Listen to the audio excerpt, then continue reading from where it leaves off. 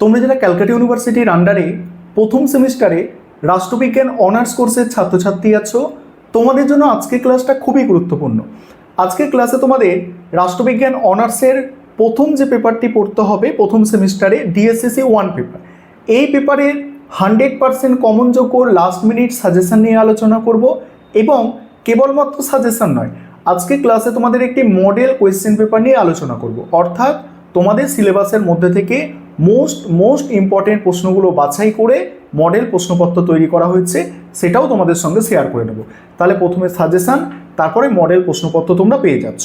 আর তোমরা যারা ইংলিশ ভার্সনের স্টুডেন্ট আছো, তোমাদেরও চিন্তার কোনো কারণ নেই, কারণ এই সাজেশন এবং মডেল প্রশ্নপত্র বাংলায় যেমন থাকছে তেমনই ইংলিশেও থাকছে। তোমাদের কোয়েশ্চেন প্যাটার্নটা একবার মনে করিয়ে দেবো। তোমাদের দুটো পেপার পড়তে হয় প্রথম সেমিস্টার রাষ্ট্রবিজ্ঞান অনার্সে।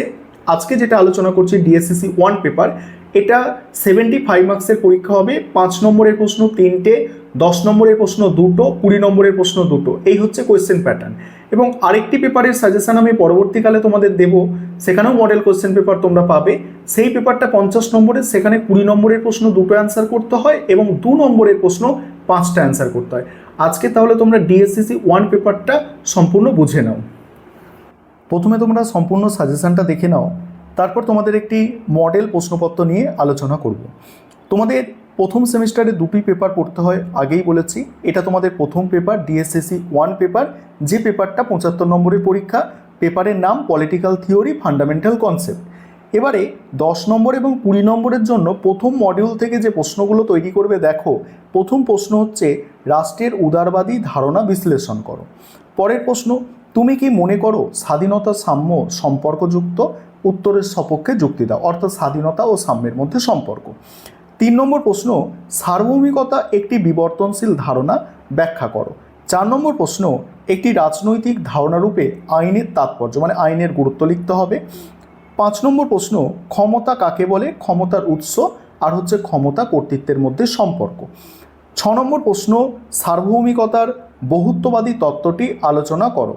এই যে 6টা প্রথম প্রশ্ন বললাম, এই 6টা প্রশ্ন কোনোভাবে স্কিপ করা বা বাদ দেওয়া যাবে না, একদম কম্পালসারি। এই 6টা প্রশ্ন করতেই হবে। তারপরে কিছু এই মডিউল থেকে এক্সট্রা প্রশ্ন দেওয়া আছে, তোমরা দেখতে পারো। কি আছে? আইন কাকে বলে, আইনের উৎস। তারপরে স্বাধীনতা, ব্যক্তির স্বাধীনতা বলতে কি বোঝো, ব্যক্তি স্বাধীনতা রক্ষা কবচ। তারপরে আছে রাজনৈতিক ব্যবস্থায় কর্তৃত্বের ভিত্তি হিসাবে বৈধতা আলোচনা করো। নেক্সট হচ্ছে জাতি রাষ্ট্রের মধ্যে ধারণাগত পার্থক্য, এটা 10-এ দিতে পারে, জাতি রাষ্ট্রের মধ্যে পার্থক্য।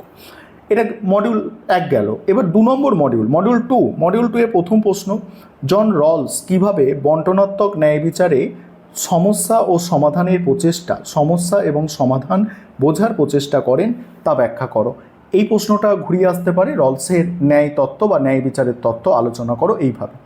পরে প্রশ্ন, নাগরিকতার উদারবাদী তত্ত্বটি আলোচনা করো। নাগরিকতার উদারবাদী তত্ত্ব, এখানে এই প্রশ্নটা নাগরিকতার উদারবাদী তত্ত্ব এবং রাষ্ট্রের উদারবাদী ধারণা বিশ্লেষণ করো, এই দুটো প্রশ্নের উত্তর কিন্তু আলাদা এবং দুটো আলাদা মডিউল থেকে, সেটাও তোমরা বুঝতে পারছো।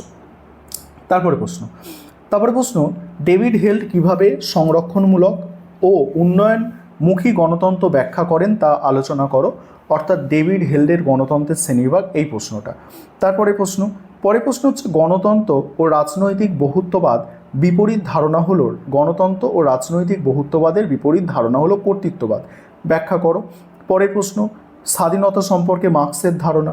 তারপর স্বাধীনতা বলতে কী বোঝো, স্বাধীনতার বিভিন্ন প্রকারভেদ আলোচনা করো। এখানেও এই 6টা প্রশ্ন, প্রথম 6টা প্রশ্ন একদম কম্পালসারি, করতেই হবে। পরের প্রশ্ন, কর্তৃত্ববাদের অর্থ। পরের প্রশ্ন দেখো, কর্তৃত্ববাদের অর্থ ও বৈশিষ্ট্য আলোচনা করো। তারপরে প্রশ্ন, রাজনৈতিক আনুগত্য বা বাধ্যবাধকতা সম্পর্কিত বার্কারের ধারণাটি লেখো।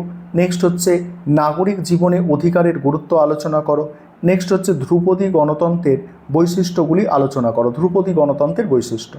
এবারে 5 নম্বরের প্রশ্ন দেখো। 5 নম্বরের প্রশ্ন প্রথম মডিউল থেকে যেগুলো করবে, দেখো প্রথম প্রশ্ন, একটি ক্ষমতাকেন্দ্রিক ধারণারূপে রাজনৈতিক। নেক্সট হচ্ছে জাতির ধারণা। নেক্সট সার্বভৌমিকতার একত্ববাদী ধারণা, স্বাধীনতার সনাতনী ধারণা, ওয়েবারের কর্তৃত্বের ধারণা। নেক্সট হচ্ছে কর্তৃত্ব ক্ষমতার সম্পর্ক, রাজনৈতিক ধারণার ক্ষেত্রে ক্ষমতার সমীকরণ ও বিরোধ পরিচালনা। পরের প্রশ্ন আছে রাষ্ট্রকে রাজনৈতিক ব্যবস্থা হিসাবে তত্ত্বায়ন করা হয় কেন? গণতান্ত্রিক ব্যবস্থায় আইন ও মুক্তির সম্পর্ক, ঠিক আছে, অর্থাৎ আইন ও স্বাধীনতা, মুক্তি মানে স্বাধীনতা, ঠিক আছে।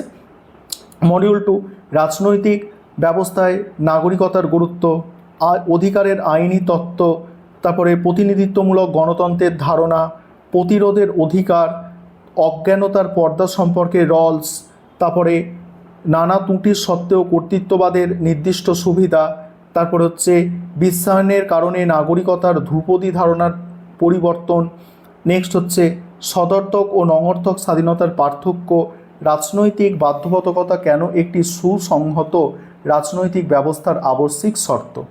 এবার মডেল প্রশ্নপত্র তোমরা দেখো, 75 নম্বরের পরীক্ষা প্রথমেই বলেছি, এবং এখানে যেমন প্রশ্নের স্ট্রাকচার অর্থাৎ কোয়েশ্চেন প্যাটার্ন দেওয়া আছে সেইভাবেই তোমাদের পরীক্ষার প্রশ্ন হবে, এবং এখান থেকে মোটামুটি তোমরা ধরে রাখতে পারো 50 থেকে 60% প্রশ্ন কমন পেয়ে যেতে পারো, ঠিক আছে। প্রথমে দেখো বেঙ্গলি ভার্সন, তারপর আমি ইংলিশ ভার্সন নিয়ে আসছি। আরেকটা বিষয় তোমাদের বলবো, তোমাদের জন্য কিন্তু অনলাইন কোচিং ক্লাস চলছে, তোমরা পরবর্তী সেমিস্টারের জন্য অ্যাডমিশন নিতে পারো। অ্যাডমিশনের জন্য নিচে একটা নম্বর তোমরা দেখতে পাচ্ছ, এই নম্বরে যোগাযোগ করে অ্যাডমিশন নিয়ে নিতে পারো। এছাড়া আরেকটা বিষয় তোমাদের বলি, তোমাদের জন্য পিডিএফ নোটস অর্থাৎ স্টাডি মেটেরিয়াল তৈরি করা হয়েছে, চাইলে তোমরা স্টাডি মেটেরিয়াল অর্থাৎ পিডিএফ নোটসও কিনতে পারো। এবারে এখানে 5 নম্বরের প্রশ্ন দেখো, একটি ক্ষমতাকেন্দ্রিক ধারণারূপে রাজনৈতিক সার্বভৌমিকতার একত্ববাদী ধারণা, রাজনৈতিক ব্যবস্থায় নাগরিকতার গুরুত্ব, ওয়েবারের কর্তৃত্ব, অধিকারের আইনি তত্ত্ব। তারপর মডিউল 1 থেকে দেখো, মডিউল 1 থেকে রাষ্ট্রের উদারবাদী ধারণা বিশ্লেষণ করো। নেক্সট হচ্ছে ক্ষমতা কাকে বলে, ক্ষমতার উৎসগুলি উল্লেখ করো এবং কর্তৃত্ব ও ক্ষমতার মধ্যে সম্পর্ক। তারপর হচ্ছে তুমি কি মনে করো স্বাধীনতা ও সাম্য সম্পর্কযুক্ত ধারণা, উত্তরের সপক্ষে যুক্তি দাও। আর এখানে হচ্ছে সার্বভৌমিকতার বহুত্ববাদী তথ্যটি আলোচনা করো। মডিউল 2 এ হচ্ছে জন রলস কীভাবে বন্টনাত্মক ন্যায় বিচারে সমস্যা ও সমাধানের বোঝার প্রচেষ্টা করেন তা ব্যাখ্যা করো। তারপর হচ্ছে স্বাধীনতার মার্ক্সীয় ধারণাটি ব্যাখ্যা করো। তারপরে হচ্ছে ডেভিড হেল্ড কীভাবে সংরক্ষণমূলক ও উন্নয়নমুখী গণতন্ত্র ব্যাখ্যা করেন তা আলোচনা করো। তারপর হচ্ছে গণতন্ত্র ও রাজনৈতিক বহুত্ববাদের বিপরীত ধারণা হলো কর্তৃত্ববাদ, ব্যাখ্যা করো। এবার ইংলিশ ভার্সানের দেখো, ইংলিশ ভার্সানে তোমরা যারা আছো, তোমরা ইংলিশ ভার্সানে এই মক টেস্টের প্রশ্নপত্রটা দেখে নাও, অর্থাৎ মডেল প্রশ্নপত্র দেখো। আর আমাদের ইংলিশ ভার্সানেও স্টাডি ম্যাটেরিয়াল পাওয়া যায়, তোমরা কেউ যদি পারচেস করতে চাও পারচেস করতে পারো।